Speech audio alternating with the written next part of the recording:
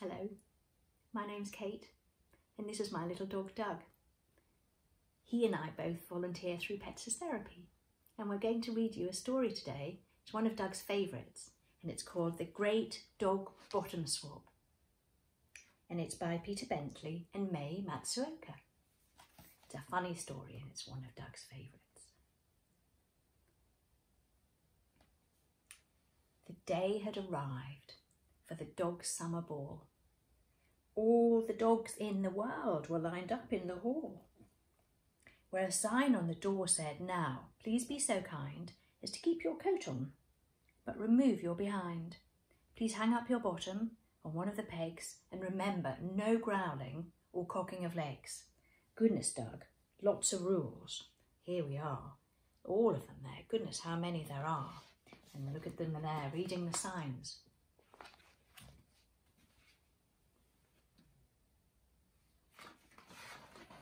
Shall we see what happens next, Doug? So, as they went in, every dog, pooch and pup, they took off their bottoms and they hung them all up. Hundreds and hundreds of little pink O's, all neatly arranged in methodical rows. What a feast the dogs had at the ball on that night. The table was quite a magnificent sight. It certainly was. Look at this fabulous table. What a spread.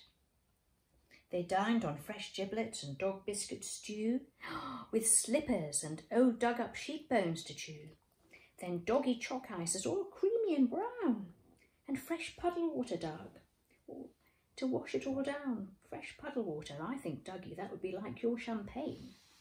Goodness me, that's a fantastic spread. Do you like dinner time, Doug? Yes, you do. Look at these smart dogs here clearing away the tables. Can you see, Doug? When the poodles had cleared all the food bowls away, it was time for some fun from the dogs' cabaret. The Peaks did a song in ridiculous hats. We think they look rather smart, those hats. Rather fun. And a Labrador told a rude joke about cats.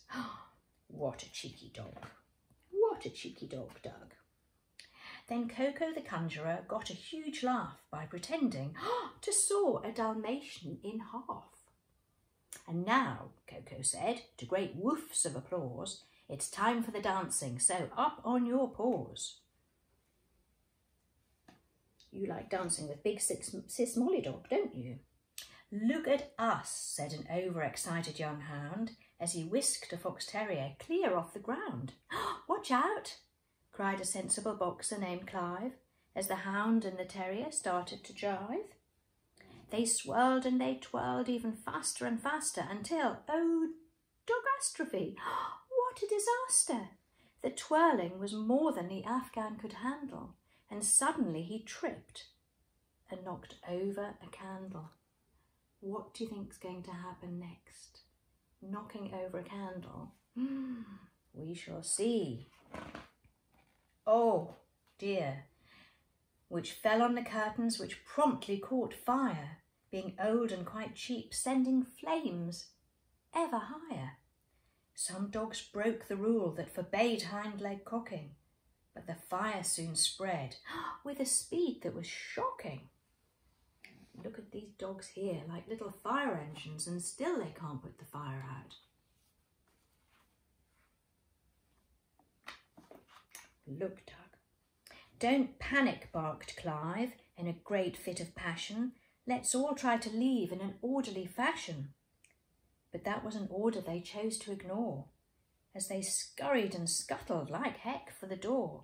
Goodness me, look at them all there, desperately rushing to get to the door and away from the fire.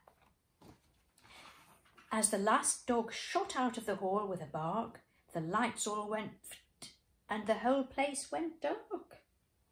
Wait a minute, said Clive to the panicking mutts. Our bottoms, we must save our butts. They must indeed, an essential part of dog. So into the cloakroom they bumbled and tumbled, and soon all the bottoms were hopelessly jumbled, as every dog grabbed the first bottom he saw and fled the great fire with a bum in their paw. Look at them in the dark, desperately trying to find their own bottoms. Can you see that, Doug? Oh, where are you going? Where are you going, my little duck? There you are. You comfy now, hey?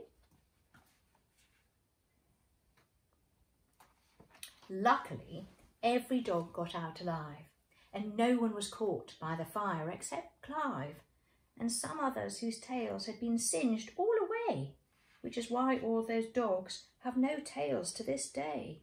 Goodness me, I'd never thought about that.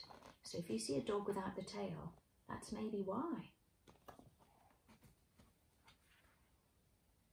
Did you know that, Doug?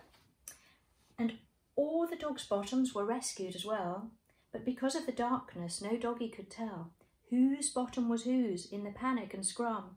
So each dog went home with another dog's bum.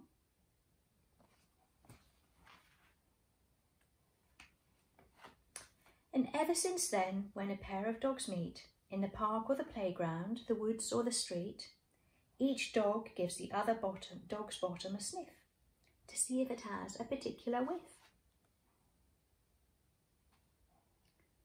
of the bottom they lost on the night of the ball, when the dogs hung their bums on the hooks in the hall.